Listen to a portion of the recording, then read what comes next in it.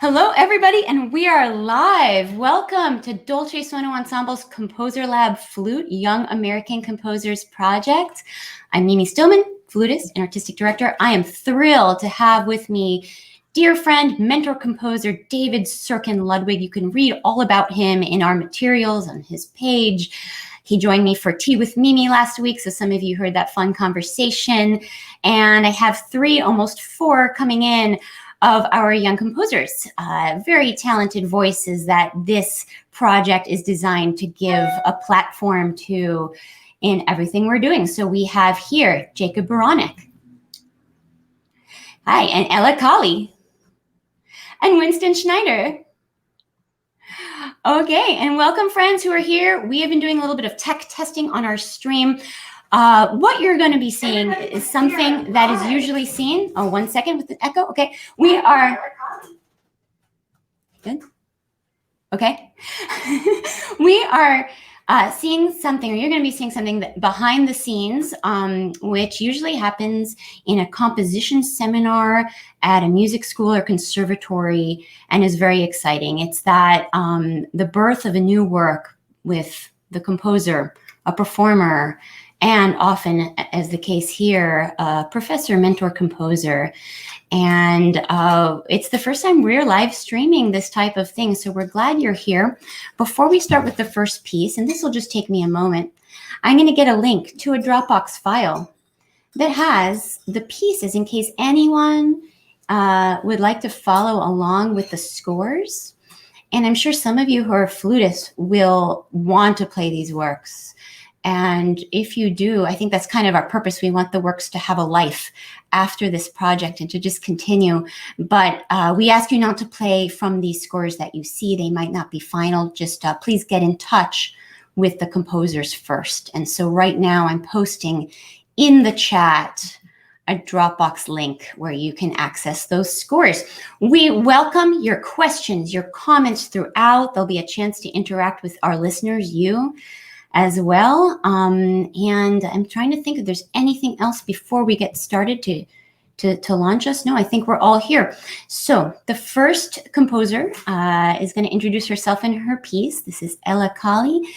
Just so you know, this program has 10 composers in our first round. We're adding their pieces that I've recorded to our video stream on the Dolce Suono Ensemble YouTube page, so you can check out the pieces and listen to them as often as you want, because they're there forever. This video, by the way, is live now, but will also stay up, so you can share it and enjoy it and come back and hear the music some more. Involved in this project are composers from the ages of, I think, 13 to 26. They are in high school, whatever's before high school, right? Middle school, I think. Winston, okay, and then college, and some are going to grad school or in grad school, and some are going to college. So we have a really diverse range of musical styles, which you'll enjoy. And I also want to really quickly thank a project sponsor, the Alice M. Ditson Fund at Columbia University. We were honored to receive a grant from this august organization to further the music of young composers. So Ella, why don't you open by telling us about your piece? And we'll see you guys in a little bit, okay? All right. Can you hear me? We're good.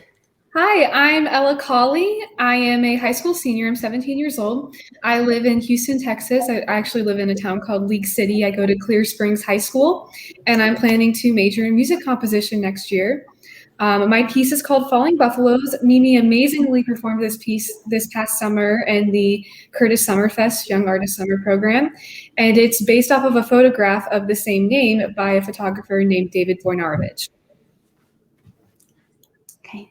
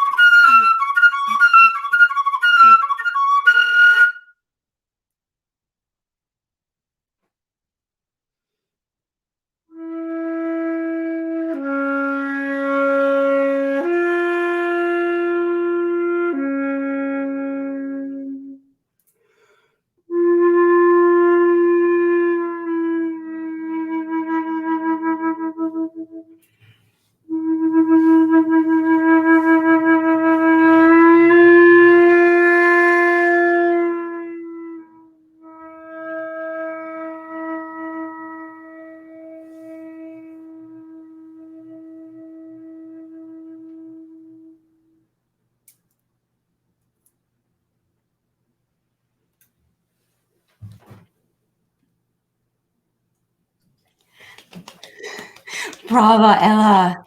What an exciting, beautiful work. Thank you so much. Your performance was incredible. Thank you. David. I agree with both sentiments. It's such a marvelous piece for flute. It has everything in it, doesn't it, Mimi? I mean, it has so many different techniques and gestures. It uses the full range of the instrument. It's dramatic. I mean, it feels like it really takes advantage of everything so much that the flute can do. It's incredibly impressive, just wonderful piece. Yeah, one thing that really I feel when performing it, and it's really fun to revisit your piece and all of these pieces that I had played before. Some I have, some I haven't, but it evolves, you know, and I evolve with it. And I think one of the places where that happens most in your piece is the pacing of the different tempo areas and silences with music. And that's probably something where we can do some really good work together, looking at the piece in the pacing and the drama of the piece. That everything should go toward the drama of the piece, to making really complete phrases and expressions and so forth.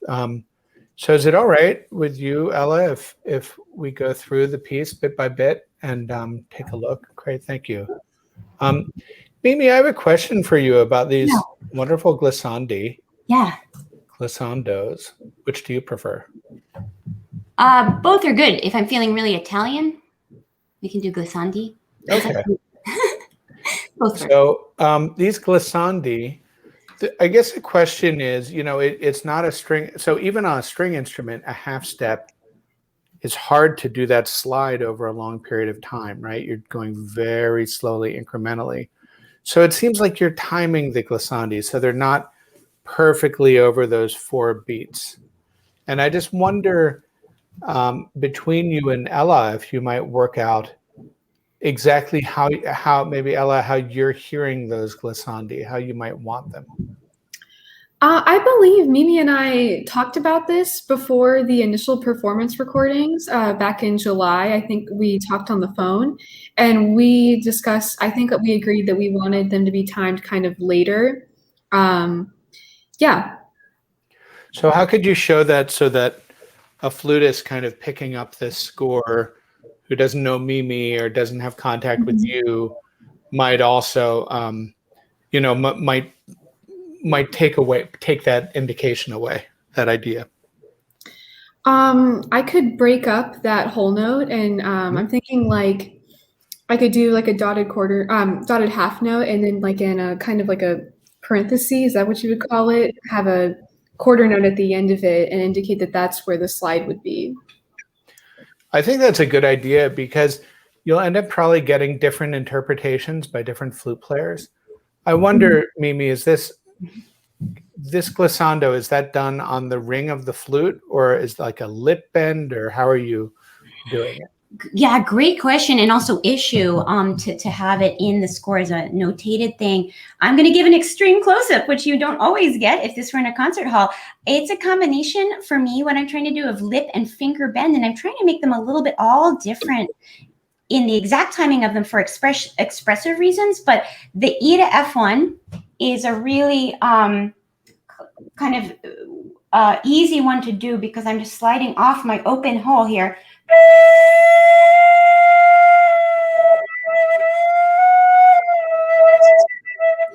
And so there's one later on, C sharp to D, that's a little bit more approximate, more lip than finger. Cool. So yeah, I think it would be a good idea just to show where you want the glissando to start and where you want it to end, as she kind of rolls that note upwards. It's such an effective gesture, you know. I mean, it's such a great way to start, to bring a listener in to say, what's going on, right? It's not what we expect, which is, you know, every piece should invite us in one way or another, right? To either kind of shake us or invite us and pique our interest, like this one does. It gets our curiosity going. So let's talk about the pacing a bit. So at measure 7, she's pausing for 6 seconds. That's a long time, right? A 6-second pause. So 1, 2.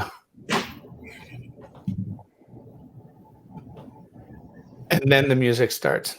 And is that duration of time, or let me phrase it as a question: why that much time? Or maybe you would say, why that little time? But why that much time there in measure 7 for that fermata, for that pause? I guess when I was thinking about it, I really wanted the listener to sit in what they had just heard with the glissandi, and I really wanted that to have an effect, and it felt really abrupt to go right into that motive being stated right after.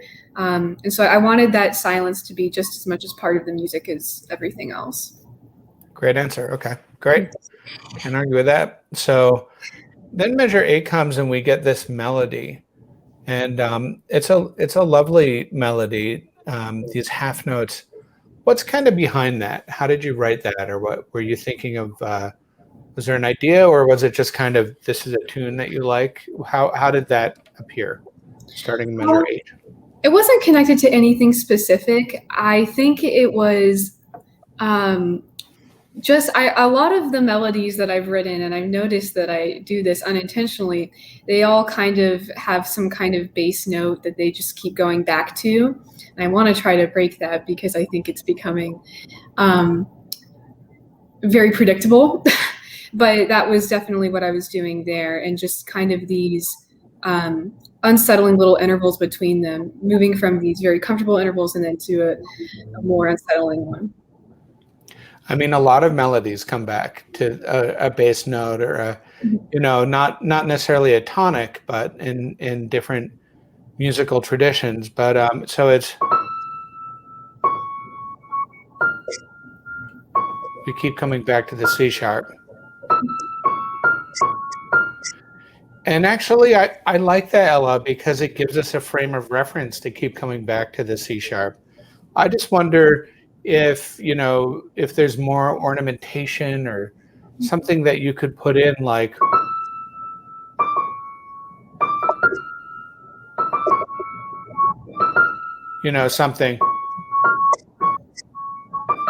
something. I'm just playing notes, but to develop the melody a little more, so that it's not so that the bass rhythm, the rhythmic vocabulary, kind of, you're actually creating something a little more linear, a little more melodic. It's something maybe just to think about, because right now it stands, it's all kind of half notes, right? And it's something that you could build out, but I see it's already starting to spin out in the next measure. The next thing I want to ask about, now we've lost the flutist, so we're going to have to whistle. You're going to have to whistle your part. Here I am. I was doing a tech check. I hope everyone getting clear sound on the broadcast, let us know. Just making sure. And for those of you who are just joining, if you want to follow along the scores, go to my very first comment at the top, and there's a Dropbox with the folder with the scores. So now I'm ready to play. Great. And can you hear me all right? Decently? I'm hearing great here. So just if any listener is noticing something, let us know. Yeah. Okay, super. Pretty smooth. Yeah. So there's something happens at the end of measure 19, Ella, which happens also later in the piece when you get to that flutter tongue. And it's a kind of, there's an energy to it. There's a dramatic growth there, and you get to the flutter tongue, and then you immediately leave it. Do you know what I mean? Mm-hmm. Mimi, would you be willing to play, like, I don't know, from 18 somewhere? Absolutely. Thanks.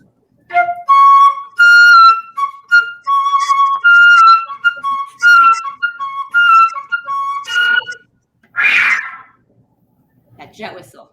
Yeah, we're losing some of the dynamic range, right? Because yes, muy guapo. I'm just reflecting on the comments there. Because there's a big crescendo there, right? And there's an arrival. That's the word I was looking for. There's this big arrival on that flutter tongue moment. And it's a special moment because we haven't had that sound before. Mm-hmm. And I wonder if you're feeling kind of constrained by the meter to only write a dotted eighth note there. Because to me, at least, it feels like, could this be longer? Could this be a real arrival moment, right? You're going to fortissimo. You don't have a lot of fortissimos in the piece. It's our first, it's a high note. Like there's a dramatic kind of, first climax there. So I wonder, is that something you'd consider making longer? I hadn't thought about it before, but that might be what that section needs. For sure. I'm hearing some feedback. Hold on. Does anyone else hear that? I do, yeah. Yeah. You could always try headphones, but it might come in and out a little bit. Let's hope. I'll mute also. Maybe it's okay. Maybe me too. I'm sure it's my fault somehow. So let me mute myself. Yeah, so I could definitely consider expanding that, because that is, I think, one of the most important parts of this piece, because in my head, in the kind of program I've created, that is the part in which the buffalo fall off the cliff to their death. And I want it to be very abrupt, because it's something that is obviously not being prepared for. But I do think that it could maybe, if I wasn't constrained by meter, that would change the character of this a lot. I'm not sure. Sometimes we're writing and we feel like, oh, we need to fit it in the box, it needs to, because meters are just containers for rhythm, right? Mm-hmm. So, if it's not fitting, we kind of try and stuff it into the box, into that container, hoping that it fits. But there are a lot of ways you could do it. You could put a fermata and put seconds, or put lunga for long, like a long hold. You could make it a 6/4 bar and tie it over to a half note or something. Mm-hmm. And that way also she can crescendo through the flutter tongue to really arrive at your fortissimo. So I wonder, could we try again 18 through 19, Mimi? I don't know if maybe you could be closer or something so we can hear, or maybe I just need to mute so we can really hear that crescendo, and then hold that flutter tongue note like it's a half note, for instance. Take that big dramatic pause, as Ella writes, that comma, take that lift, and then that wonderful jet whistle moment. Excellent. That sounds good, because that actually clears a little bit more space for me to prep the jet whistle also in my own timing of the breath. Let's try it.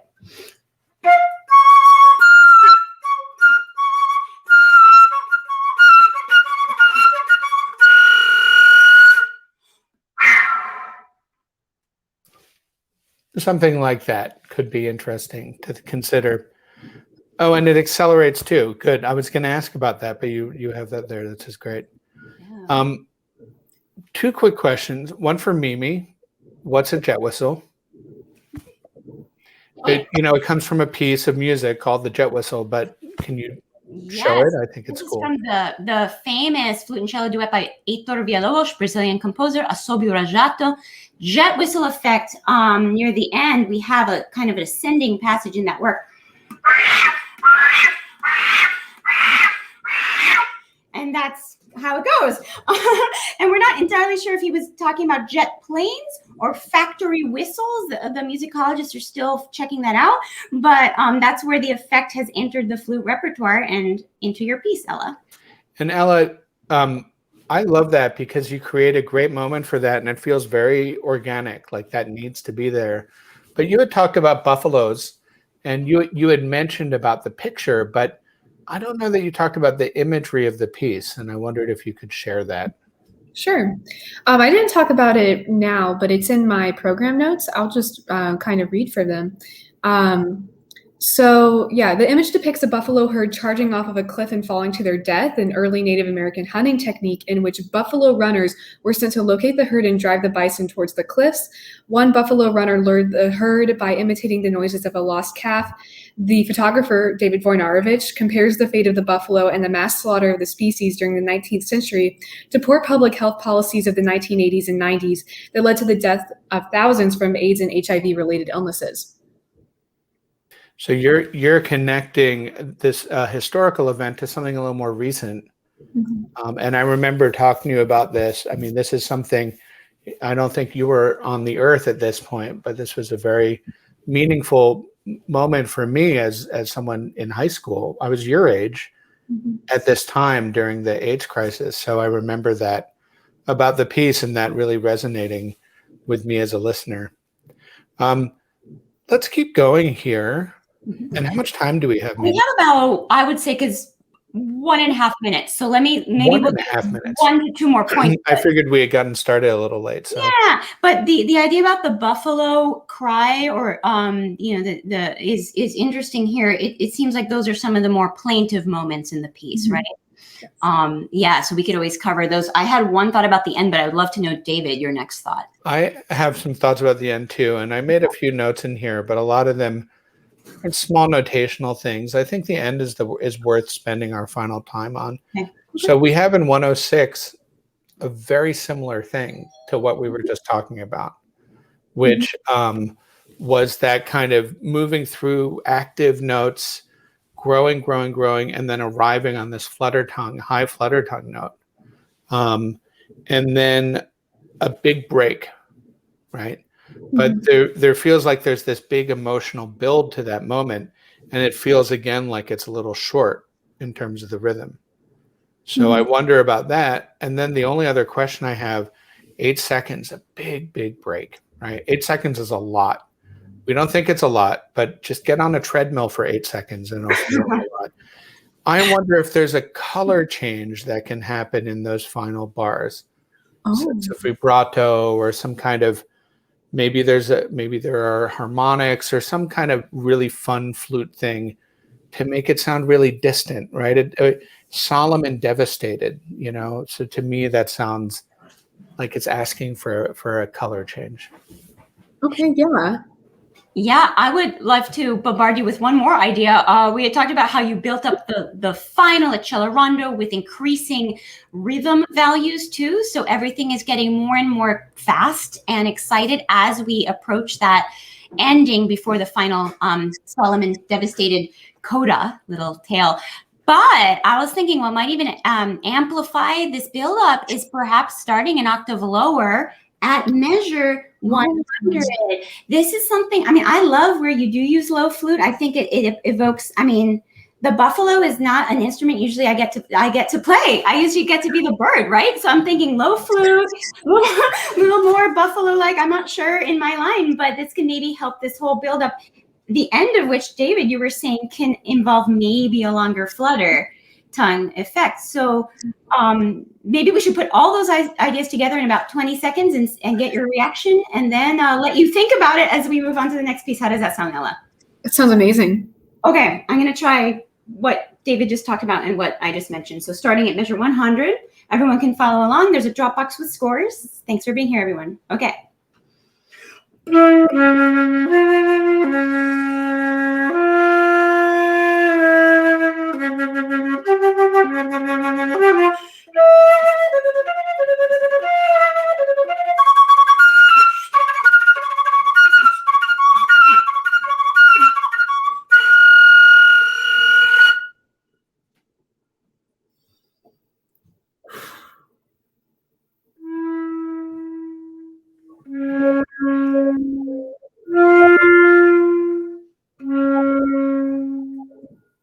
Those were bell-like tones. There's many other colors that could happen.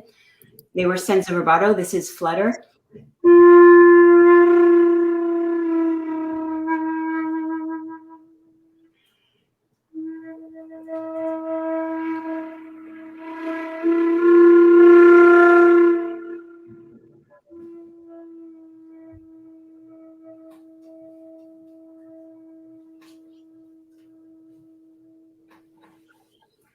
Senza rubato, flutter in, flutter out. I love that. That's amazing. Yes. Because you've written that character in when you write solemn and devastated. So why not support that marking with a change of color and timbre and description? I think it's fantastic. This is exciting. We're going to stay moving through the pieces to give everyone good amount of equal time, but bravo once again. Piece. Home and audience is right here. Beautiful piece. Great piece. Thank you so much, Mimi. Thank you, Dr. Ludwig. This has been amazing. Such a pleasure. Okay, we're going to add, one of our composers is having a little tech problem, so we're going to go on to Jacob Beranek and his piece, and I'm going to add him to our stream. Hi, Jacob. maybe you can give us a little intro to yourself and your piece. Program notes are going to be on our website. Go to the project portal on the website, go to the YouTube, and you can hear these pieces as many times as you like as we add them. Thanks for being here, everybody. Sure. So I'm Jacob Beranek. I'm the composer of the next piece, which is entitled Glistening. I'm in my senior year at Vanderbilt University. I'm pursuing a Bachelor of Music in Composition. And I'm from Oconomowoc, Wisconsin originally, but I'm here in Nashville right now. This piece that you're about to hear, I wrote for one of my fellow classmates at Vanderbilt, Helen Cho. She commissioned it for her junior recital, which unfortunately didn't happen because of the pandemic, but it's since she's recorded it, and this has been a really fun process with this piece because I collaborated with her on it, and then I've had a lot of wonderful time with Mimi, just exploring different angles to take and new ways to bring the piece to life. So it's only a 2-minute piece, and yet I've spent many hours with different flutists. I don't think per second of composition I've ever spent more time tweaking a piece as this one. So even though it's short, it's fun, and I hope you enjoy it. Great. Here he goes. And everybody, this is Jacob Beranek, Glistening for solo flute.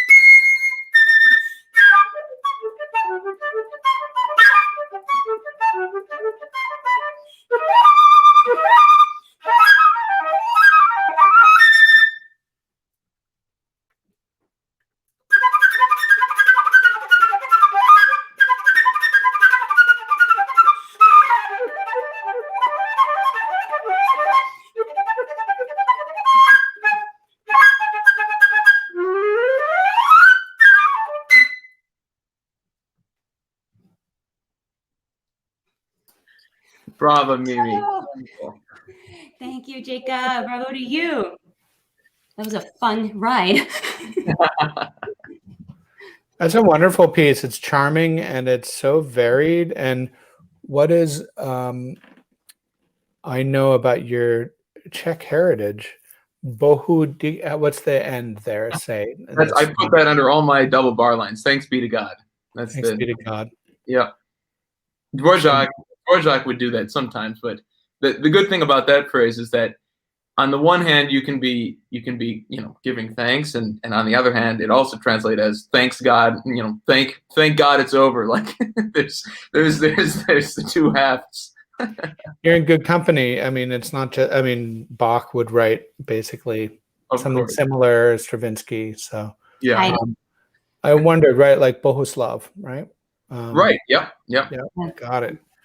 So I have some notation questions. It's such a good piece, Jacob. I mean, Thank you. so strong. The gestures have such an impact, and it feels really.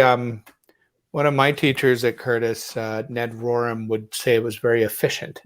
Like it doesn't feel like a single note is wasted. Like every note has an intention and a place, and that would be the highest compliment one could get if the piece was efficient. So, some questions. One question at measure 15, where it says kaleidoscopically warped, which is a great indication. And then it says quarter note equals around 40 to 92. That is the widest berth of tempi that I've ever seen, right? 40 being like the bottom of the metronome, as slow as possible. 92 being like a bit of a walking tempo, right? Right. So what is that? Is that meant to just be an incredibly flexible kind of massive rubato happening, or what are you expecting there? Exactly. So right underneath it, and I could have put this up in the tempo marking, but the extreme rubato. So I originally had marked a bunch of little, well, if we're going to be real Italian, fermate on different notes for the glissandi. But no, I originally kind of micromanaged that section, and then I realized, you know what? If I just said, I want this very rubato, make it warped, let each performer, every time they hear this piece, let them bend it how they will. And that's kind of what I was going for in that section. I guess this is all a lead up to the rhythmic determined section at 19, different ways of that kind of motif emerging, and I just wanted to have some fun bending it. I think I called it the drunken section in our chat, right, Jake? In our rehearsal. You're right. What does rubato mean? Robbed, I believe. Yeah, stolen, like stolen time, right? Yeah. But I wonder if that's exactly the word one wants for something that, I mean, Mimi, how did you take this section?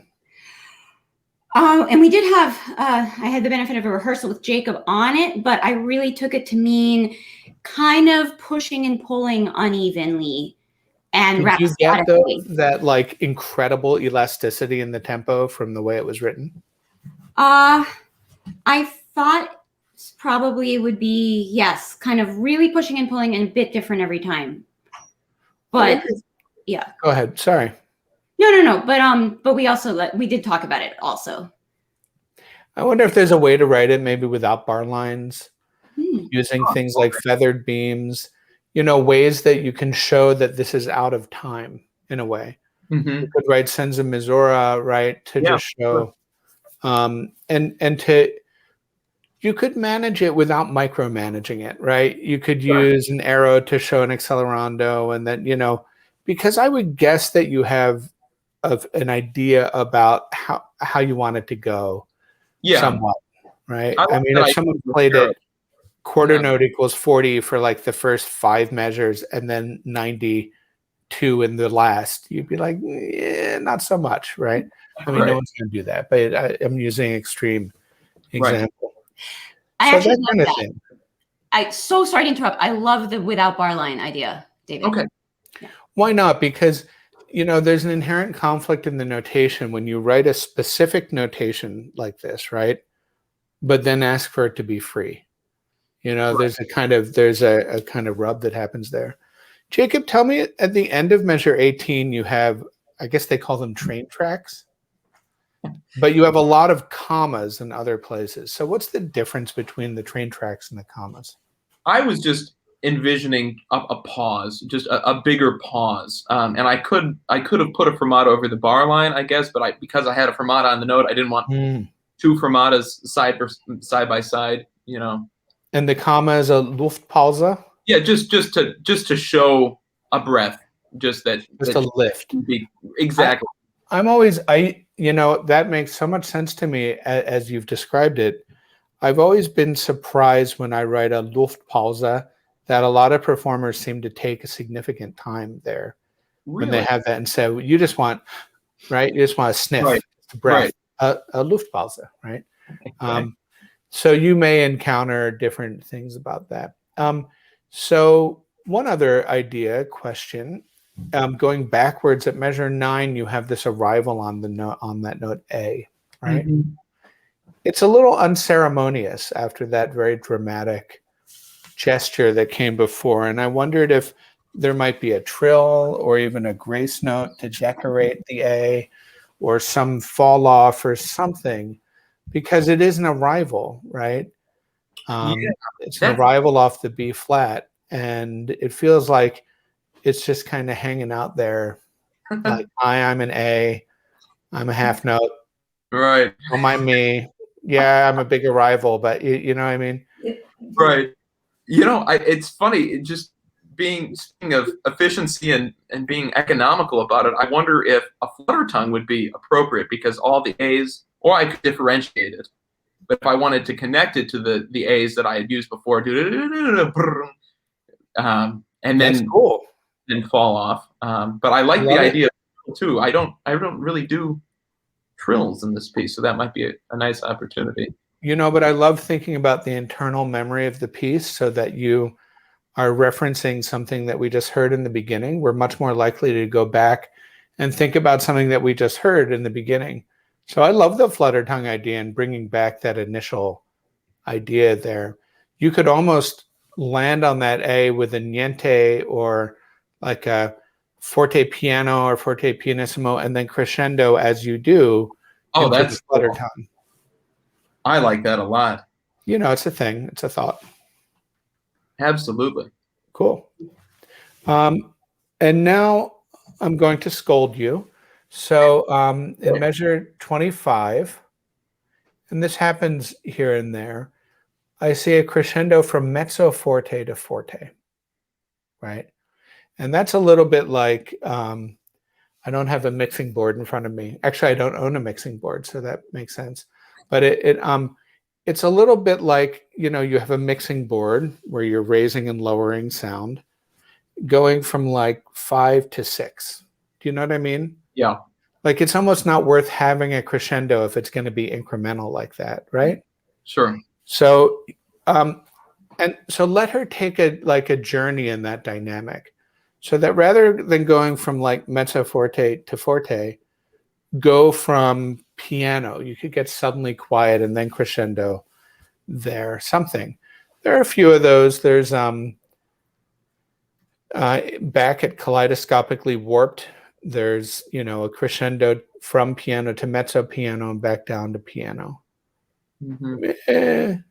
You know, there's so much more drama that you can have by using your dynamics more dramatically. You know, it's the same idea that when, you know, when an actor says their line from a play, and they, so foul and Faraday I have not seen, right? And it's like, so it seems so excuse me, that must have been so loud. It seems it might come off as really stylized or overdone if you're standing next to the actor, but in the audience it kind of evens out, and sounds like someone just declaiming. The same is true when you're in the way that your notation and dynamics happen. Something that might feel a little too extra or a lot for you actually will just come off as a crescendo. Whereas this we won't hear, right? And we don't want to notate things we don't hear. Yeah. Sure. Maybe how are we doing for time? Oh, we're good. I think we have another 10 minutes. Oh, fantastic. Oh. Well, then, now that brings me again to the issue of arrival. In measure 32, you have these wonderful arpeggiated, I mean, this whole thing is so, it would be great actually if we could hear the piece again, if you were willing to play it, maybe if we have time. But that note, you get to that 8th note, maybe there's a whole reasoning behind it. You get to the note and just, you're done, right? And this seems to me to be an arrival. Maybe it's even a climax of the piece. So can you tell me about that moment? The only thing I have to say about that is that I originally didn't have a fermata, and then I added one just to put in space because I felt like I had been moving a lot and I wanted to have a clear break between that and then the new ecstatic section. But I have no good reason for not making that eighth note a quarter note plus. And I think you're absolutely right. That would, Mimi has plenty of time to breathe beforehand. There's a rest in the bar before, and she could really linger on that, have a true big pausa, and then go into the next section. What if we, just to try, got rid of all the rests in that bar and just made that a held, what would it be, half note, and then take a nice big train tracks, and then start the quietly ecstatic. Yes. Yeah. And then you'll get a really nice contrast between the big fortissimo there, and then suddenly that little very fast, very frenetic music. Would it be possible to try that, Mimi? Wherever you want, 30 or at frenzied, whatever you think. Absolutely. And how about the rest in the measure before in 31? Do we want to hear those Ds connected, both Ds connected to the next? I think this kind of came up in our talk, Jacob, about... Oh, right, because you played it like that too. Like you played it with the Ds connected, didn't you?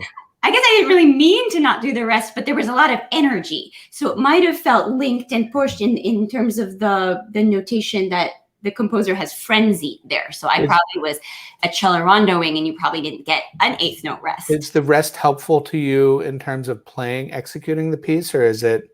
It's not necessary here. Yeah. Yeah. Okay. Can we try that too? Sure. With your permission, Jacob, that's okay. Absolutely. Right. Okay, let me try to do those two things, and I might just back it up to measure 29 for those of you following along at home. The scores are in a Dropbox. First comment is the link. Okay, so this is going to be the build-up. Let's see what I can do.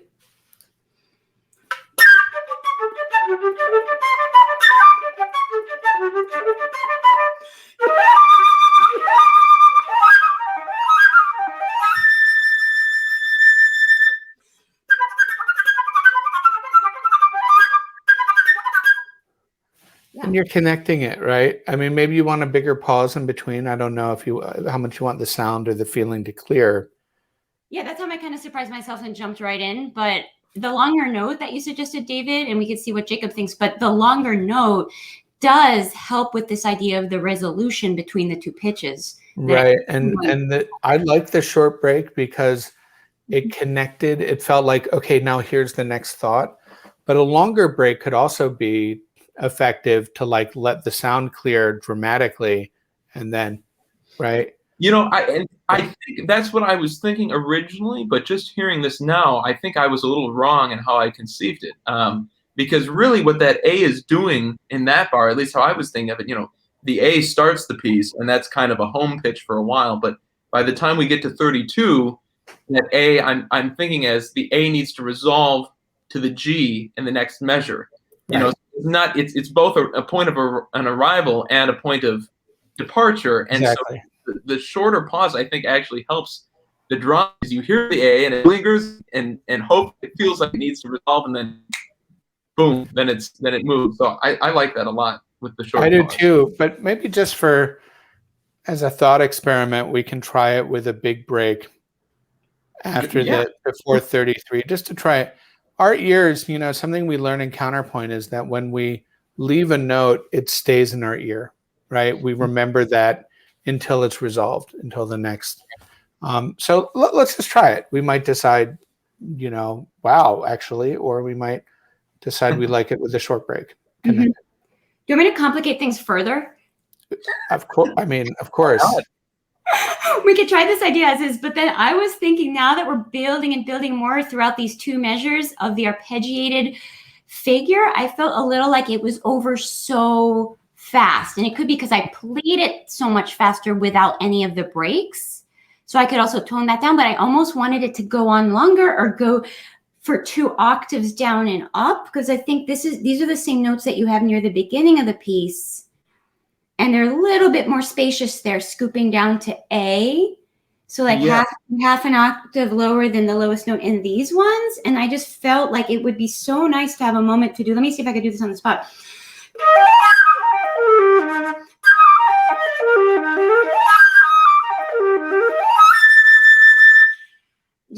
figuring it out, or maybe one at a time, one octave, one at a time, both octaves, just a little bit more expanded of the build up to the A than the idea of holding the A and then the rest, maybe. Oh, I like that a lot. Yeah, because it is kind of a fixed range in the measure before, and then to really, I mean, to dramatize it even more would be, okay, we've got these big sweeping hills and valleys, and that would connect it back to measure 8 and 9 and 10. So I like that very much. Be careful, Jacob. Mimi will change octaves on you all over the place. It's like her favorite thing. And of course, and then you listen to it and you're like, wow, that's really quite better, isn't it? Yes. So that, you know, it's nice to have a composer's ally like that. Oh, I do think, go ahead. Sorry. I was just going to say, but you don't have to like it just because I thought, oh, this will be fun to play. No, but more than that, poor David, I've even subjected him to, can I try this on pickle? I liked it though, didn't I? Yes, in a couple of times, yes. But I'm not insulted if it's a no. So we can just experiment. And this is your prerogative as composer to say. Well, I would say, I mean, you know, Jacob, if we were like looking at this Sibelius score, like if we were having a Zoom lesson, for instance, I would probably expand some of the lead ups to the dramatic moments. Okay. The piece, honestly, it's a good problem to have. It's better to be too short than to too long, right? So I feel like some of the journey that this piece takes, like there at 31, to Mimi's point, could grow even a little more to get to that arrival, and then we get to the quietly ecstatic. It is always, you know, we compose under a microscope, right? It's very slow. So something, and we listen over and over again, maybe on the piano, we play it. So we get very accustomed to hearing it over and over, and have this Pavlovian response, but, you know, remembering how the audience hears it, the music just goes right by so quickly. So it's very often that we can make our climaxes and our moments of energy longer and build up to them more, and then make the discursive part shorter, right? But I don't know. How are we doing for time now, Mimi? We are good to try those spots, and it might be good to try chunks rather than necessarily the run through. Okay. Yeah. All right. Well, then I hand the keys to you both for whatever else you want to try, Jacob, or any other thoughts you have. No, I'm happy with what we've laid forth, and I think it's wonderful that you made that point again. You know, about the pacing, because I remember when I was at YASP back in 2016. You made that point to me, and it has always stuck in me. You are always kind of sitting on my shoulder every time I'm writing, going, "No, be so careful." So it's a good thing to be mindful of, and this piece was one actually when Helen asked me to write it, she specifically said, "Make it 2 minutes and don't make it any longer." And so that was a weird challenge for me to, how do I do the right amount in 2 minutes? But now it can expand, and I completely agree with you. I think I've filled up 2 pages, and I might have to add a third and let it breathe. This piece will get played so much, you know. I mean, already it'll get played so much. If you write a solo flute piece, you're set, you know. And Helen can keep playing this version if she wants. You know, Helen can do as she pleases, but just to think about that and looking at those crescendos again in 25 and 26, you know, thinking about dropping it to piano, think about all these dramatic journeys that you're giving to the flutist to take, you know, help her achieve that in your notation by reinforcing that. I'm so sorry I'm on your shoulder. I have a few of those myself. Most of them are positive, not all, but most.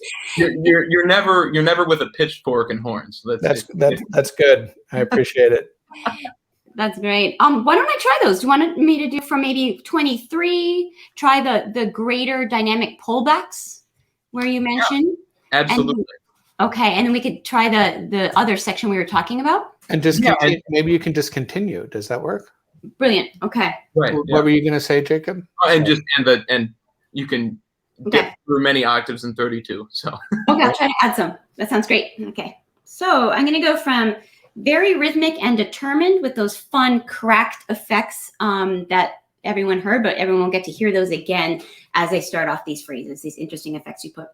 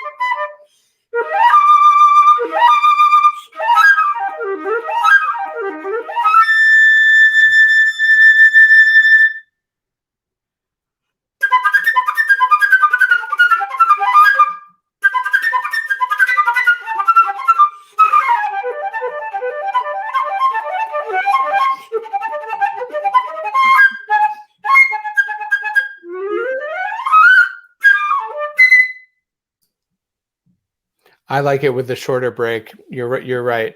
Before 33, absolutely. Just a break there. Yeah. And then full speed ahead. Yeah, and then full speed ahead. Wonderful. I'll argue for a medium break just to prep the next tricky bit. Yeah, that's the good thing about not notating it. You can take as long or as short as you want. Yeah, there's one spot where I'm a little concerned about, or just kind of not sure what to do with the timing, which is usually 3 before the end after this build up.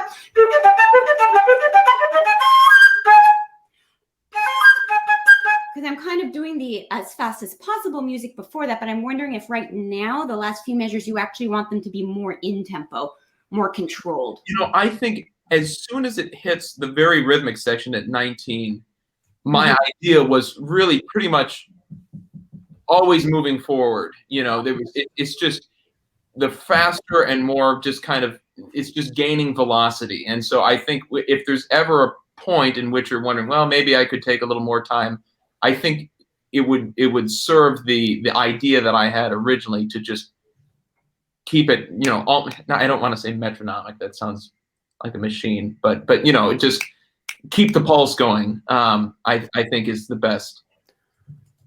Pen motto. And can I argue against the word glistening and for the word dolcissimo? Because dolce means gentle, right? It doesn't just mean sweet, it means gentle. And I don't know that glistening is a wonderfully descriptive word, but I don't know that it is going to make a musical change in the way that she plays. And if you want these very, you know, delicate but fast frenetic notes, you could write delicato, but maybe dolce or dolcissimo would get you even further to the goal. Just a thought. Yeah, no, I like that a lot. We've actually gone back and forth on that section. I originally had it slurred like measure 37, and Mimi suggested, well, hey, we could do this kind of really sparkly kind of sound. But I really like that adding dolcissimo, because then it says, well, this isn't supposed to be punchy. It's supposed to be tinkly. You know, you have to do it with your fingers. Yeah. Yeah, even tinkly is you know, or sparkling or tinklissimo. Yeah. I think that's right there. Glistenissimo. Yeah, because I think it's like about communicating these ideas to the most number of people who don't get to talk to you about it, ask you questions. Like I felt it should be dolcissimo there, but I think David's right. That'll just kind of ensure in musical that you get that. Yeah. It's also that, you know, like when you write kaleidoscopically warped, it's so wonderfully poetic. But is it going to make a change in the way the musician, like, will it inform the listener? Sorry, the player. The listener, it doesn't inform because they don't even have the score. But for the player, is it going to change the way that they play? What does it mean to play kaleidoscopically warped?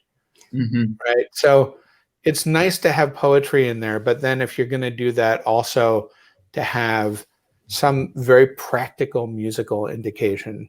So extreme rubato is a move in that direction, but there's probably more or something that you could do with that. Yeah. Right. Anyway, it's an awesome piece, Jacob. Bravo, Jacob. Thank you both. It's been wonderful. Yeah. Bravo. And for those of you who are joining us now, Jacob is a winner of Dolce Suono Ensemble's Young Composers Competition from 2017. So it's been great seeing his music develop over time and working with you. So welcome back. Thank you. What we're going to do now, we're having an unfortunate tech issue with our next composer, Jay Buford, but he's trying one other thing. I'm going to try to see if this works. Oh, I see him. I think it's going to work. Yes. Okay. Jay, hi. There's Jay. Hi. Okay. Could you hear me? Yes. Really well. Yes, very well. Just before we switch it over to you, thanks for being here, everyone. Thanks for your comments. I'm kind of keeping an eye on them when not playing and when not listening to the discussion and participating. I really appreciate your comments. Hi, everybody. Thanks for being here. Yeah, put comments, put questions. We'll save a little time to address them. Questions for David, questions for the composers. And definitely you can follow the stream. This video will be up after, so you can share it and come back to it. And what I'm going to do now is shift over to Jay Buford. Thanks, Jacob. Feels so funny removing your image here, right? Oh, bye. Okay. Hi, welcome. I'm glad this is resolved. We're going to play your piece. Please give us a nutshell introduction to who you are, and a little oral program note would be great. Yeah. So my name is Jay Buford. I'm currently a junior at the Boston Conservatory. I'm studying violin performance, but I'm also a composer.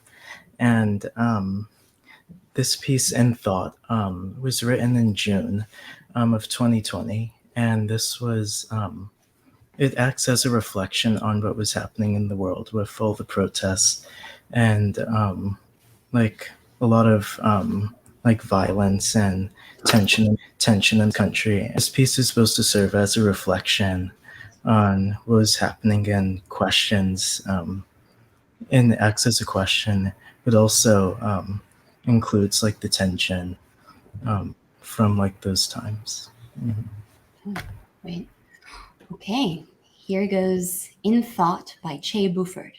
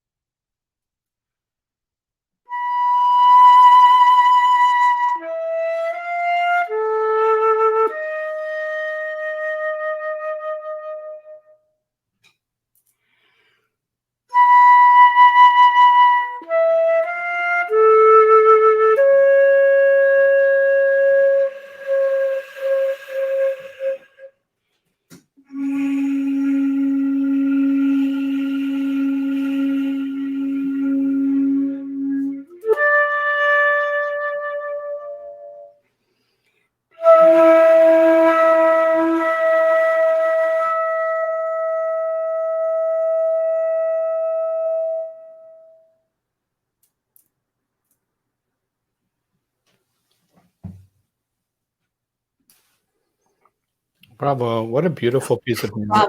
Bravo, Che. Thank you. Really, really nice. Really evocative.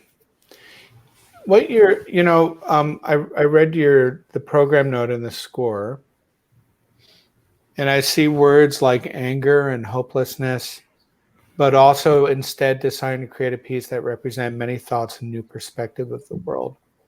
So deep introspection and questioning, as well as uneasiness and tension.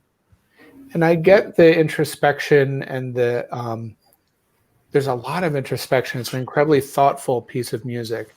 And it's amazing that we can hear a piece of music and pull that out of it. Like, this is a very thoughtful piece. Isn't that funny that we can have that response?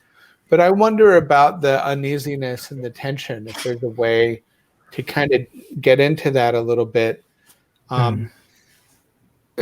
From a character or intention point of view, right? Like when we talk about our criteria for what makes a successful piece, one of them is, does the piece do what it sets out to do? And that's a kind of hard thing to pin down, but we know something about your intention here. You've clued us in the program notes. So that's one on over here, the character and achieving the goals of the piece. The other is, from a practical point of view, music almost always benefits from contrast, right?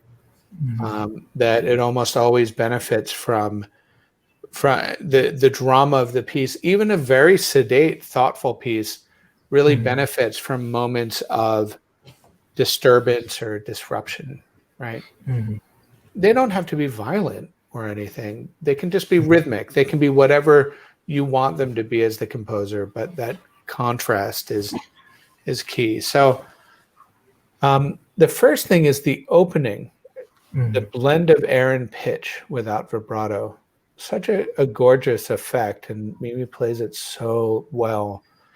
Mimi, is it hard to play that pianissimo or not? Is it just perfectly, doable and easy enough? It is, and this is another wonderful work that emerged from Curtis Summerfest. So I want to give a nod to that program that David directed. And so in this summer, we did talk about that effect a little. Jay and I. Oh, I just got. I'm not sure. Echo. Oh, sorry. Okay. I was just having fun. Okay, hopefully, no echo, great. Yeah, and so it takes a certain amount of air pressure to be able to blend the air and pitch sound. So I'm not sure exactly what's coming over. In a big resonant hall, it might not sound as explosive that it might when it's close mic'd. So that was a little bit of a challenge, let's say, making it truly sound pianissimo when what I'm actually saying inside of my mouth is shh, trying to blend that with regular tone, let's say. Can I ask, Mimi, is there a way for the sound to evolve as you're playing it, to shape it? That noise sound that you're making, is there something you can do to actually change or shape or evolve the sound as it goes? And if so, would you demonstrate some options just to hear it for us? Yeah, let me try that. And what I'm going to try to do is see if I can't have a very definite shh beginning when I introduce that. I might start with almost sort of a niente normal tone sound.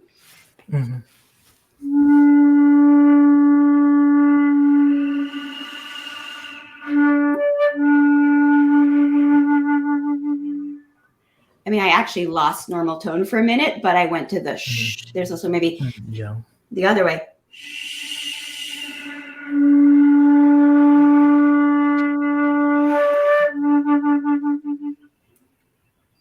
Different elements of the blend of those, I guess. Is that something you would be open to experimenting with, Che? To kind of get into those colors, and because the opening is so evocative for me, like we were saying earlier about kind of inviting a listener in, that it feels like you could even have more of it, like a couple more statements. And to that end, then maybe each time we hear that long note, we can hear a different aspect of it, right? Like looking at the same object, but from a different position, right? We keep hearing those Ds. but now we're hearing it with more air. Now we're hearing it with more pitch. Like there could be a longer kind of phrase journey where it begins almost all air, and then the second time has a little more pitch, and then the third time is almost all pitch, but just kind of breathy, that really lush, velvety low flute. Just throwing out ideas to bounce off of you because it's your piece. I had a teacher in I always tell this story. I had a teacher in high school for my art class, and she used to take my palette out of my hands and then be like, okay, yeah, this would be better with a little yellow here and a little white and green, and right, and then like, oh, a little dab over here will really, and I'd be like, but that's my painting, and it would improve, but I always want, when I'm working with young composers, for you to feel like what I'm suggesting is just that, right? This isn't, I might have terrible ideas for all we know, but my job is to help you be more of who you are in the piece, Just if we could go through it, measure 9, at the end of measure 9, it looks like there's a lift there. Do you want that to be like an actual break or just a quick lift? I was imagining it as like a quick lift. Quick lift, okay. Yeah. But some moment of break. Yeah.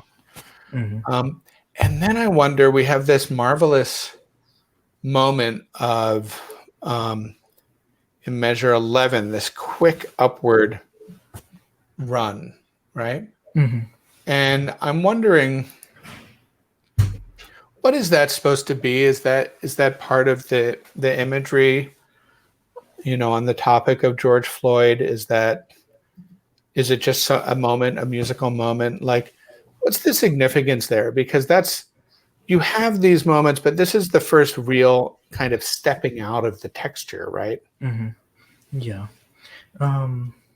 Yeah, I think it's supposed to act as like a moment of surprise, or like as you're thinking, and you just realize, like as you're thinking, and like the ideas are like slowly developing, and then it's like like some kind of surprise, kind of like a disruption or something, right? Moment of, I see. I wonder, maybe that can have an even more dramatic crescendo and a more dramatic top note, right? So that top note pops. Yeah. And maybe fortissimo while we're at it, so that it really, it's this moment. Would you try that for us, Mimi? Maybe from a tempo or something, measure 8 or. Yes, absolutely. I'm going to try to capture that Luftpause a little bit more short, and also the maybe subito forte in 11.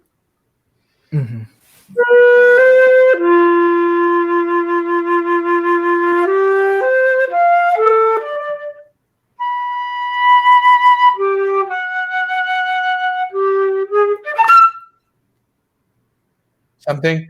What if it was like just outside of the chest, just to kind of rip up there?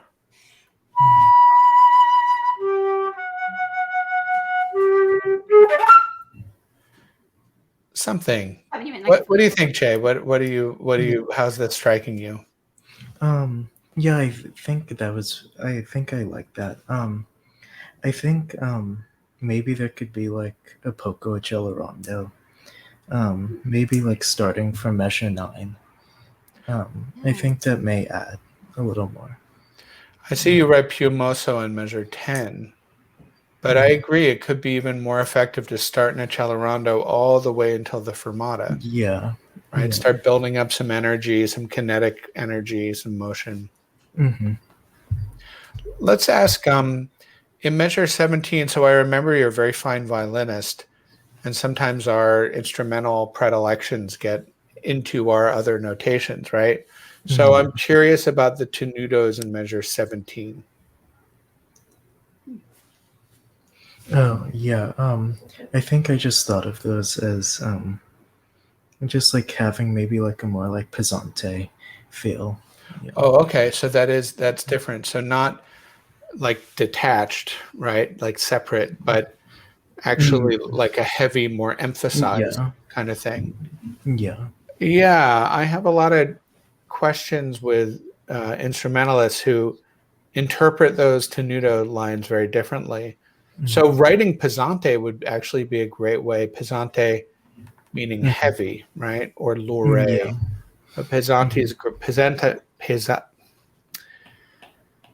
I'll remember how to speak soon. Sorry. Pesante is good.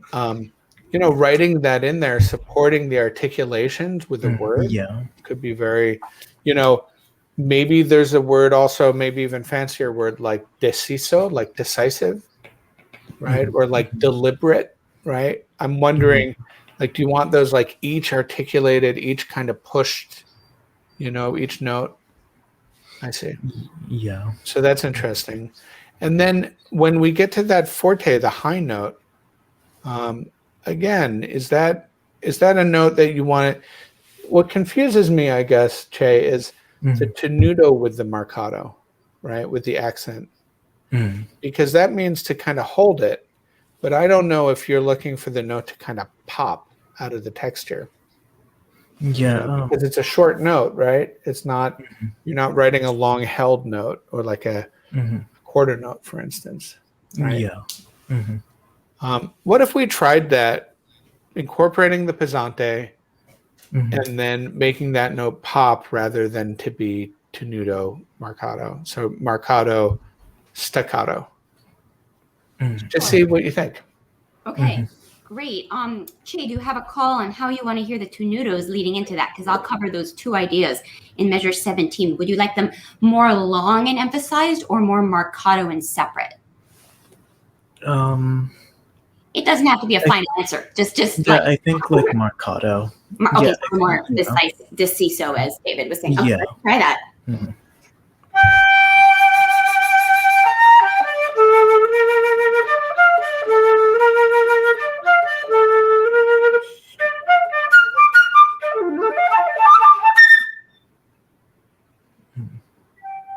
And then a lot of contrast, I guess, with what you have next. Yeah. What do you think of that, Che? Is that in the direction of interesting for you, or? Yeah, I did like that.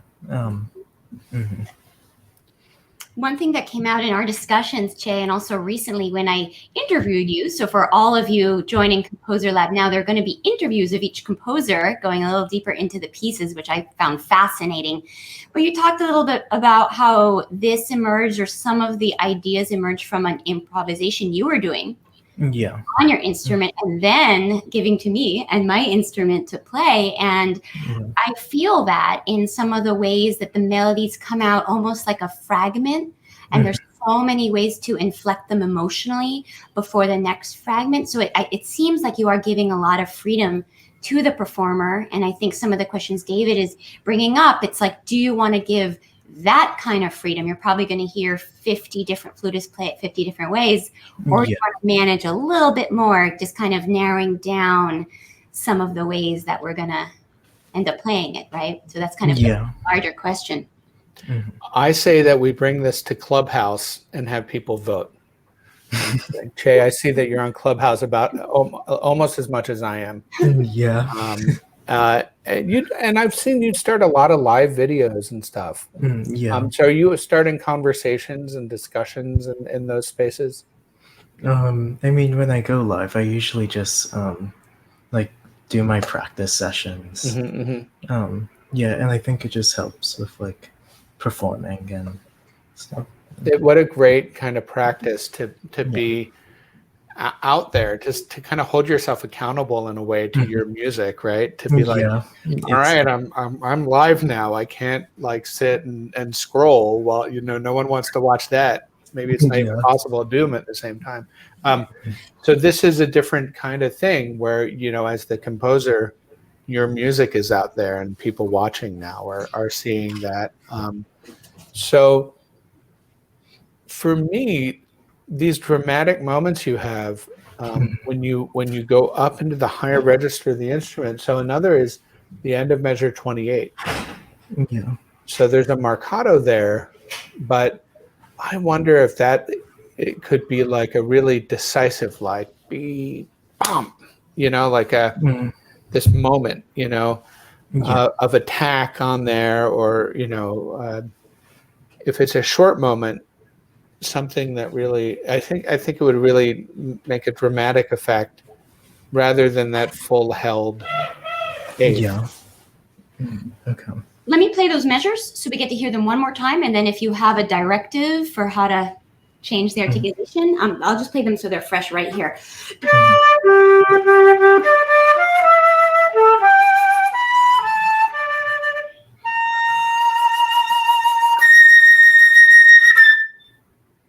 Mm. And then another big contrast. Yeah. Is there how much percussion can you put on that note? Maybe. I could definitely do some more. And make it short and more. Sometimes it helps to go to the extreme to then pull back, I really agree.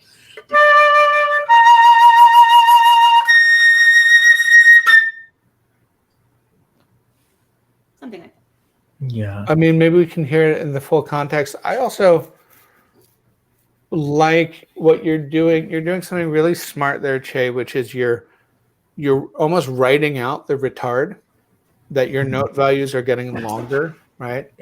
But I wonder what would happen, and you've written poco rallentando, but I wonder what would happen if there was a full-on rallentando through that whole passage, and then that big arrival then on the B flat, and then was that a B flat?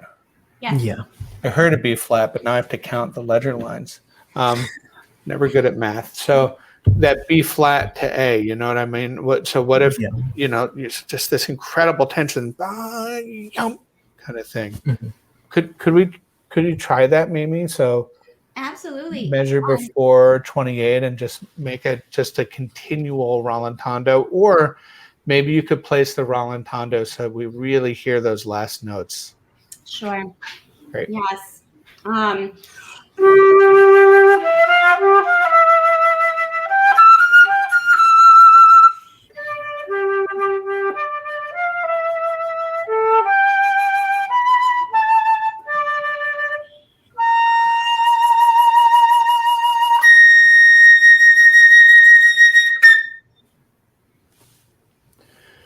What do you think?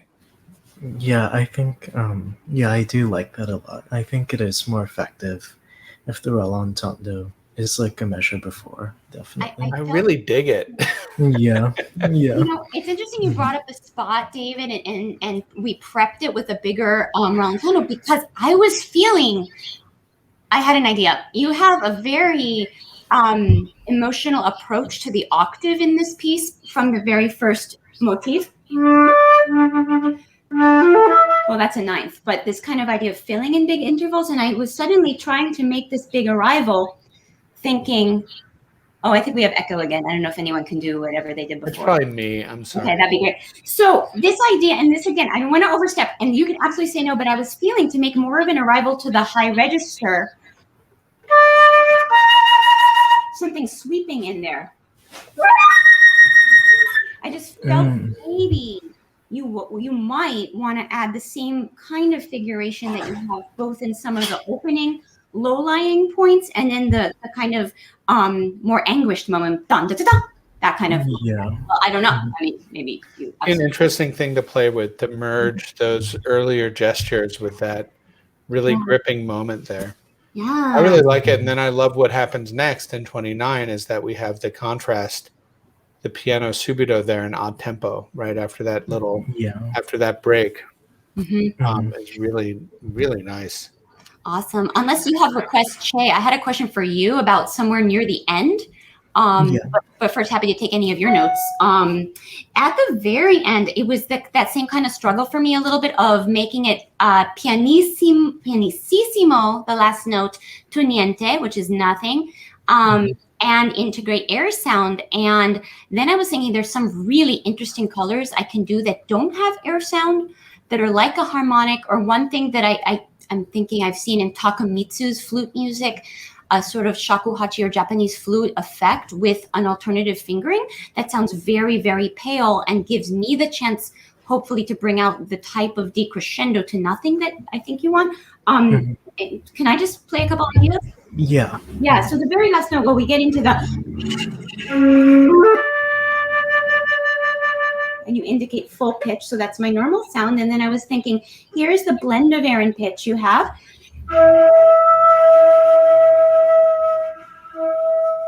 Which honestly, I kind of brought in and out a little bit. It's a little harder to control it within the context of a big diminuendo, but then there's this type of sound too.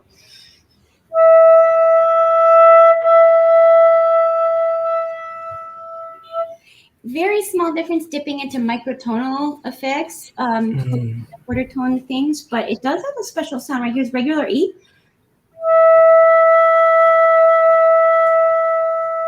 Here's what we're going to call shakuhachi effect for now.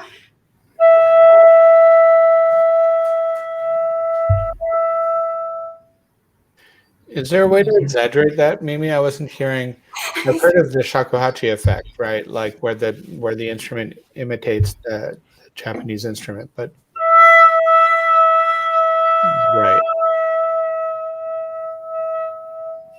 Pitch bending. I know it's a very small, it's like I'm pressing down one little key, and flutists are probably really excited, like, oh, I love doing that. But yeah, we want it to speak out to the audience too. Because again, it's not micromanaging your color and what you want, Che. It's just suggesting that for me, it's a little hard to do the air sound and also make it very quiet and calm. Okay.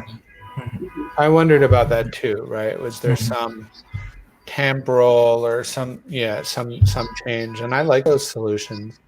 What are you looking for, Shay? What are you looking for in the end? Can you, like, what are some adjectives that you would use to describe the sound that you want? I think, at least I was thinking of, and I'm sorry, I don't know what's happening outside, but I was thinking of the air sounds, at least like a breathing or just like a breath. But I do really like the second thing that she did. With the pitch bending. Oh, wait a second. Yeah. In that case, the air sound would work really well an octave lower. I might have more control over it.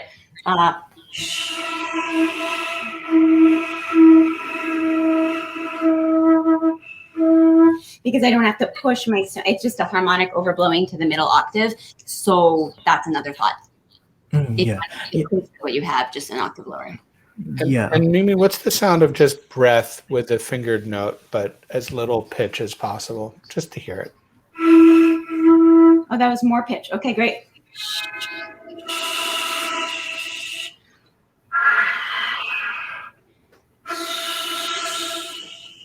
Is there anything in there that compels you, Che?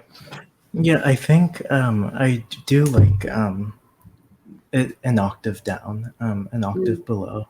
With that, like, I think that could be effective, and I think it could still be effective without me writing pianissimo, but just a higher dynamic. I see. Yeah. Wow. So there are definite possibilities here. Using the fundamental, using other sounds. That's great. In the interest of time, we're going to move on. But this has been such a delightful foray back into your lovely piece. So again, bravo. It's bravo. Thank you so much. Really, really beautiful. Thank you. Congratulations. Thanks, Jay. So everybody who's listening, we're going to bring in our next composer, share this video. It's going to be on. I'm adding Winston Schneider to the stream. He's about to, hi, Winston, introduce himself. I'm going to, okay, see one thing. Mimi, you got Che to change the octave. And I'm just saying, you've been getting composers to change octaves since 1997. I'm just saying. Yeah. Thank you. Well, but I love the evolution of that conversation and all of the timbral opportunities. Really gorgeous piece. Hello, Winston. All right. Hello, both of you. All right. Well, for those of you who don't know me, I'm Winston Schneider. I'm in 7th grade, and I live in Omaha, Nebraska. And I play the piano and the cello, and you'll never guess this, but I'm a composer. All right. I wouldn't have guessed. I thought you were going to come here and play like a cello and flute duet for us. So, So you're in 7th grade. How old does that make you? I am 13 years old. All of 13 years old. And how is 7th grade in Oklahoma treating you right now? Or I'm in Nebraska, but it's treating Omaha. It's wonderful anyway. Yeah. Now, about my piece. So, this piece, it was based on a personal story. So when I was 5 years old, I used to go across the street to a park called Dandelion Park, and it was called this because it had many dandelions, especially in the spring. And because of this, there were lots of butterflies there, especially cloudless sulfur butterflies. And I would go across the street, and I would normally catch anywhere between 1 to 6 butterflies on a trip over there. Now, I remember one particular time when I just couldn't catch a butterfly, and every time I'd get so close, it would just fly off into the distance. And in this piece, the butterfly is the flute, and the flute part aims to mimic the trajectory of a butterfly. And at the very end of the piece, the flute can be heard flying up and away, and that represents the butterfly flying off into the distance. So, and before we get into playing, I would just like to thank Mimi Stillman and the Dolce Suono Ensemble for thinking of me and including me in this wonderful opportunity. Then I would also like to thank David Ludwig for taking the time out of his day to do this. I really appreciate it. It's a pleasure. It is. Winston, it's such a pleasure to work with you on your exciting piece. And thanks for that introduction. I'm gonna play it now. Everybody who's here with us, scores are up at the top at a Dropbox link, Trying to Catch a Cloudless Sulfur by Winston Schneider. And you are a bit of an entomologist as well, aren't you? You could say that. Great.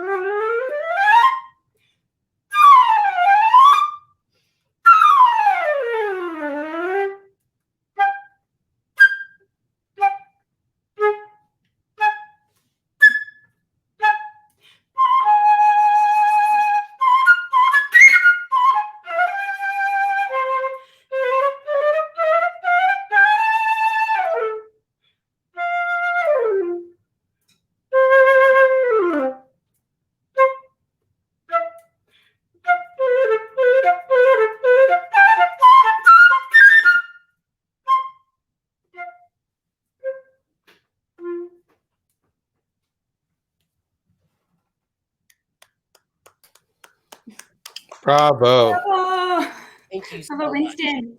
That That charming was a piece. wonderful performance. Thank you. Thank you so much. I love that. I love all the variation that happens, Winston, and as you go one section to another and go from something lyrical to something more about, you know, notes and arpeggios and scales, and then very short notes. You make a lot out of the contrast in this piece, which is good.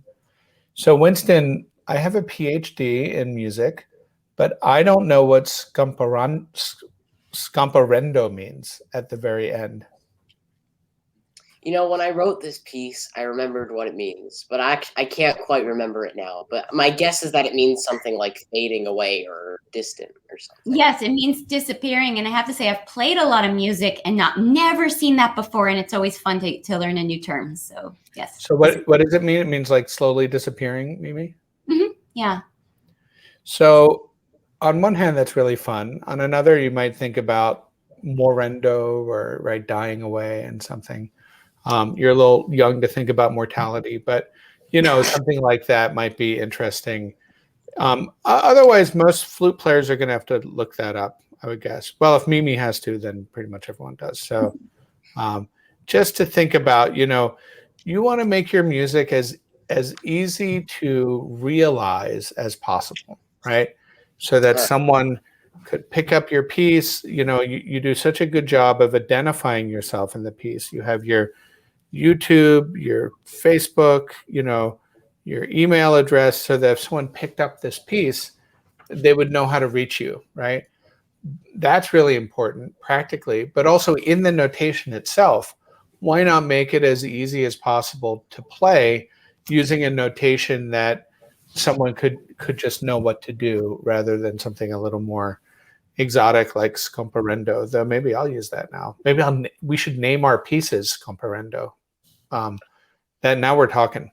So let's start at the beginning, Winston. Allegretto. Okay. One question I have for you is dynamics, and it's something I talk about a lot.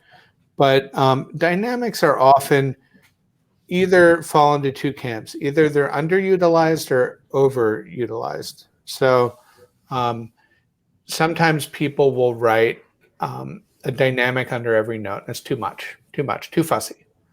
Sometimes people don't write enough dynamics or don't use dramatic enough dynamics, as we've been talking about with some of the other young composers. So I'm looking here and I see the piece begins piano sempre leggero. So what does that mean? That one I know, but you tell us what that means. Piano, always light. Always light. So you want a very light touch, which makes sense. And you have these wonderful downward runs at measure 5, right?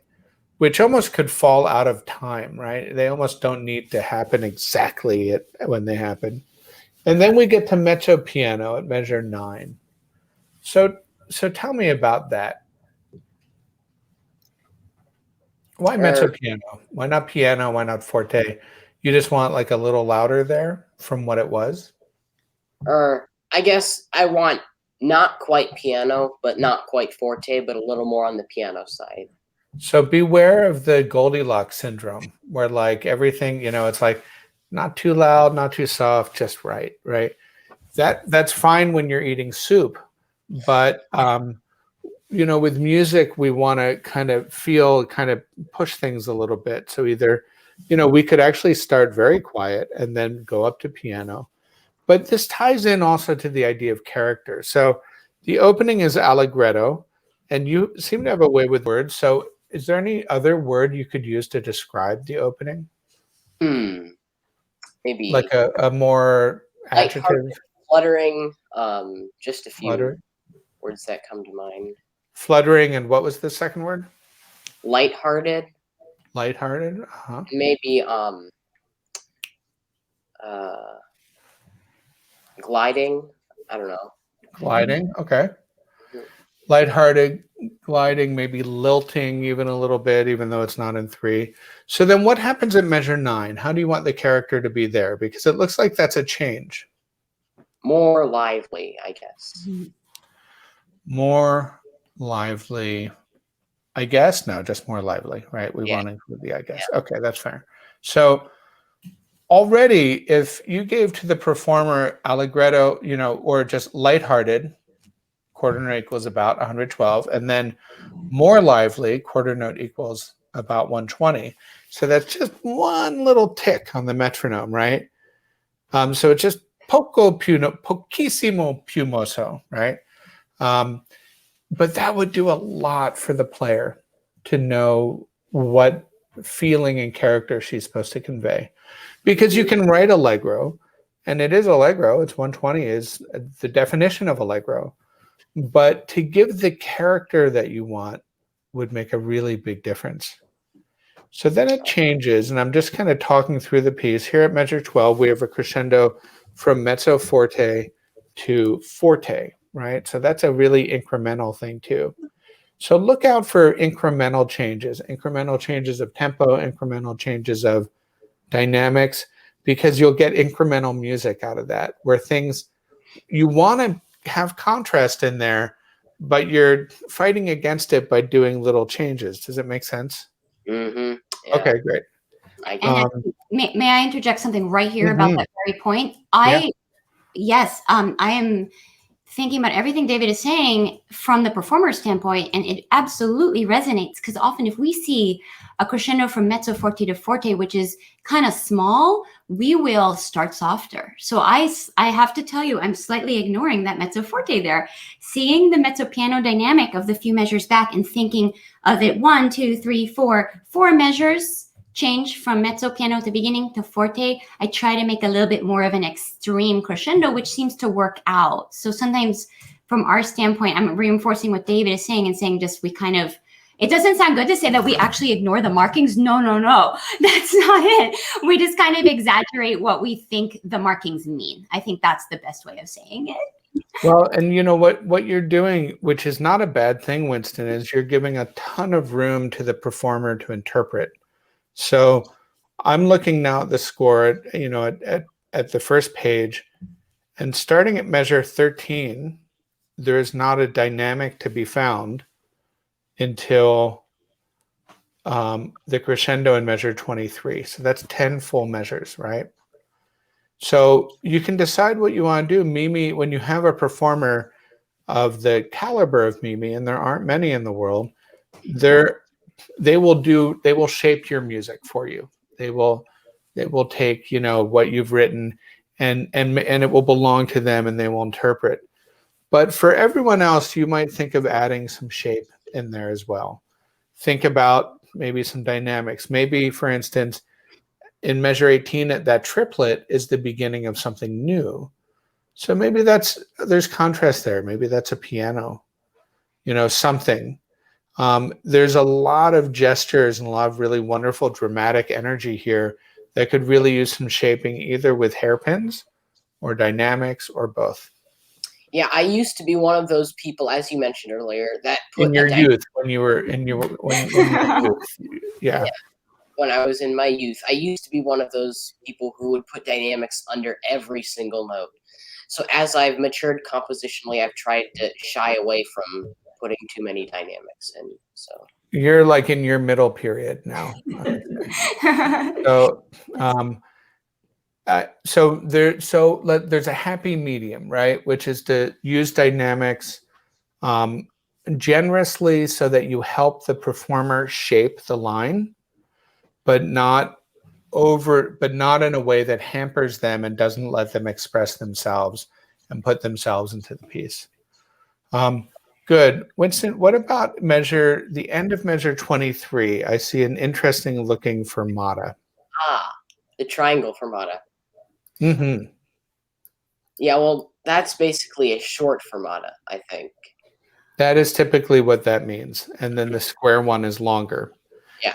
Not everyone's going to know that. So you might do just as well by putting a Luftpause, a little comma there. All right. Now you crescendo to Forzando, which is really interesting, because what is Forzando? Mimi, what do you do for that? Do you play that differently than what are you doing for that?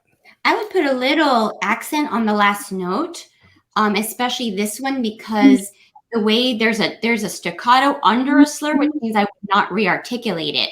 However, you might want it re-articulated, and then I would tongue it, and that would be how I do the sforzando. So either a tongue or just an air push on that.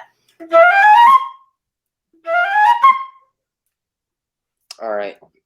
Okay, I like the first version better. That's what you wrote, actually. So that's good. You have it under a slur. Yeah. My question is, Forzando, in a lot of ways, is an articulation more than a dynamic.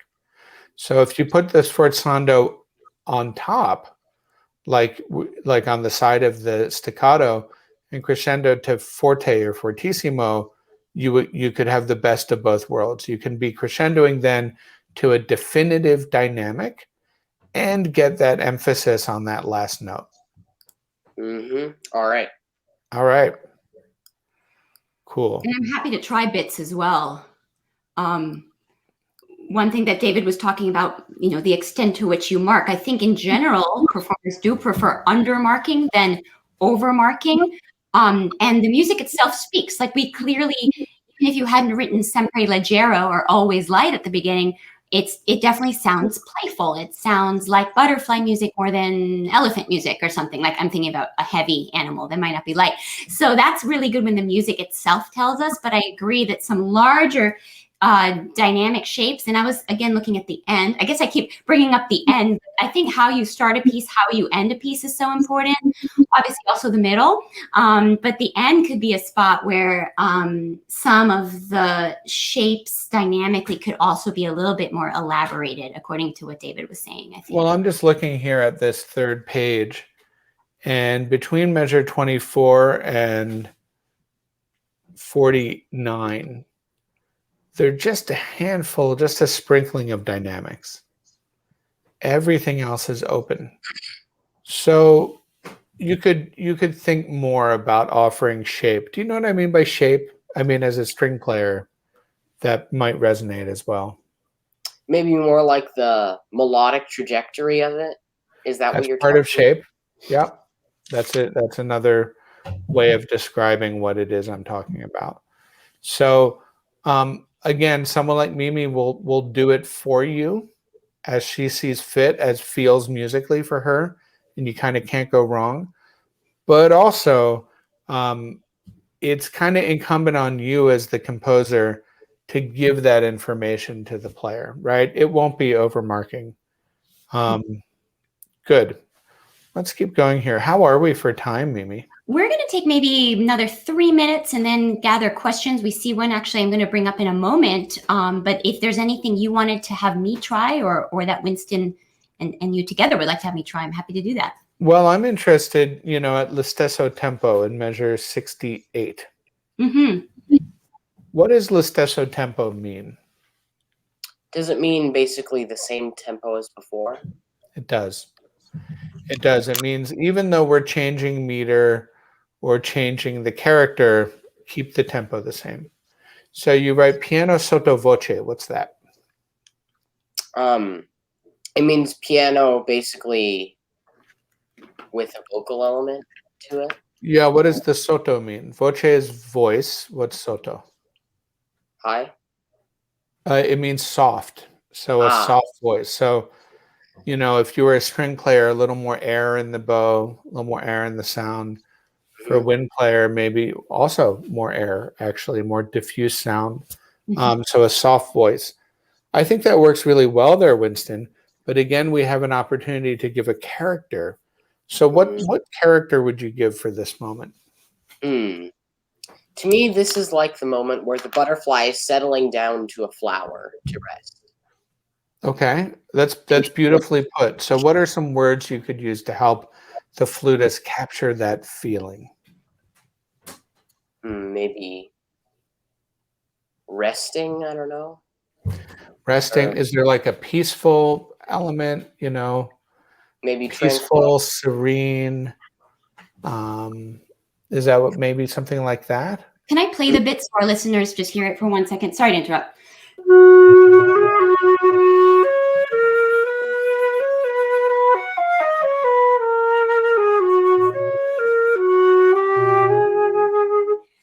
the tune moment. So what do you think of that? So that's the part we're talking about. What about the previous part? Could we make a lot of contrast there with these, so that those really get there, these gestures, almost outside of any idea of measure and time, and then we have big contrast with that very lyrical, peaceful, lilting thing. Could you try that, Mimi? I would love to try that. I was thinking maybe I could do a little bit more with shaping those moments. So I'm going to back up a tiny bit. And there was one question I'm just going to read you, Winston. We have, do I hear a nod or quote from Away in a Manger? I can see that.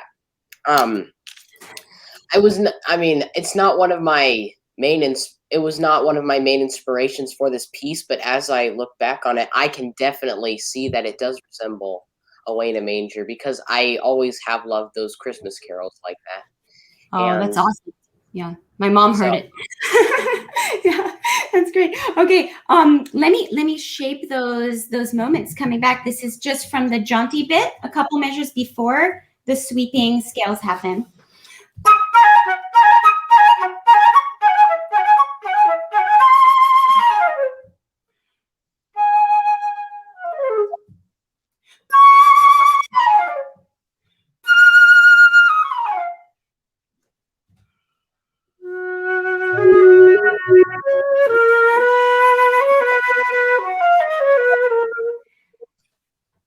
Right.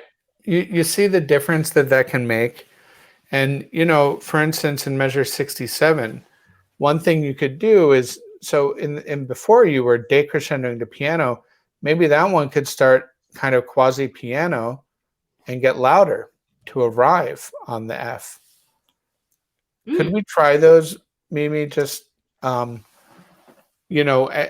Winston wrote? I love what you did, but then the last one a little more dramatic, so that then we get real contrast at the Listesso tempo.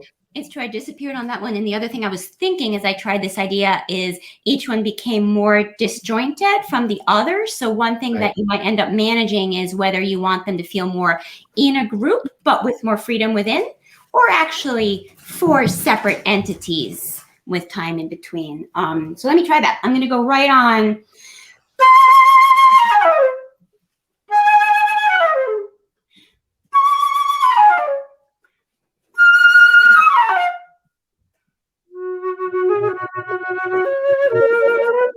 Yeah, so that one might have been a little frantic at the end, but I tried to just crescendo through to make it more different. That's the key to creating drama in your music, Winston, is contrast. Is there time to look at one last spot, Mimi? Yes, let's do it. 109, that accelerando. I'm interested, Winston. What are you looking for there? And so I have two questions. One is, what do you want to happen with the tempo there? The second is, I see suddenly a lot of articulations. And one I see is that interesting tenuto staccato. So tenuto means to hold, right, for the length of the note, but not elide. But the staccato means to play the note for half as long, just about. So we have this, people have written that articulation, but I'm curious what it means to you. To play the note for half as long, but to make sure you hold it for half as long and no less. Ah, okay. It suggests to me a little bounce on those notes, or bounce in space.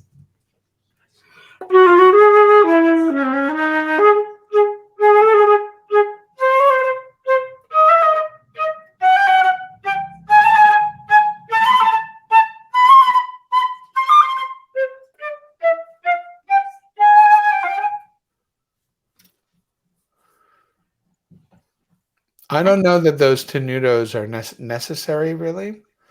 But could you try it again, Mimi, and this time really exaggerate that accelerando? I don't know what the previous tempo is. Quarter note equals what? Last we checked, we are at 120. Yeah. The idea is the butterfly is now, it's lifting up from the flower with a renewed burst of energy, and that's why the tempo's faster there. Okay, but Winston, so you start the accelerando in measure 110, and you're at 120. It's not a stable surface, so it's a little, and you're going to 132, which is not a huge difference, right? So you're asking, you write molto accelerando a lot over several bars, but you're not getting to a very fast destination. Do you see what I mean? So one solution can be, if you really want it to be at 132, is to save the accelerando until a little later, so that there's a more reasonable amount of time to accelerate into that new tempo. What do you think? Right, like poco a cello. You can write poco a cello and then save the molto for the last bar or two, maybe. All right. Could we try that, Mimi, somehow? Yeah, it's going to be the last thought before we wrap. But anyone who has comments, questions, I'd love you to put them in right now. And it's great having everyone here. Let me do a cello rondo according to David's idea. Oh, can you all mute your mics? Thanks.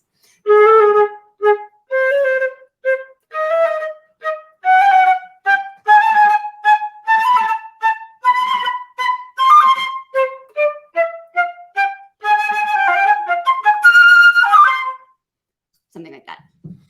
I like that. And it winds up into that new tempo. That's nice. I imagine do it even later, right? I think to get it a little bit more. Yeah, even later. Yeah. Terrific, Wow. Winston. Great, Yes. great job. Bravo, Winston, on your place.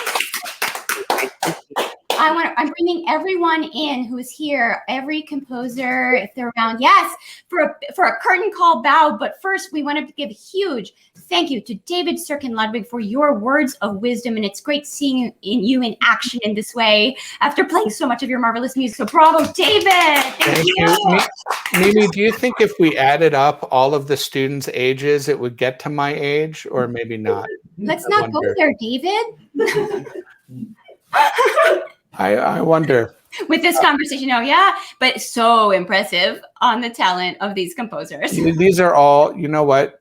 These pieces are all pieces that will be played a lot and that flute players will want to play. All of them so different, so unique, and you're also very young and you have these voices just coming out of you, these musical identities and personalities.